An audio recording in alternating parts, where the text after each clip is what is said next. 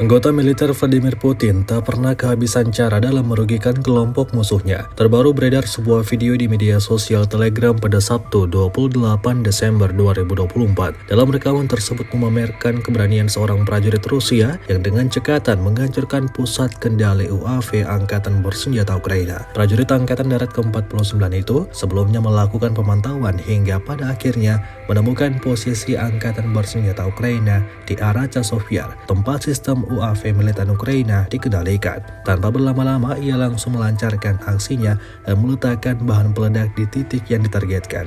Akibatnya, target sasaran hancur total beserta peralatan dan personel yang beristirahat di sana.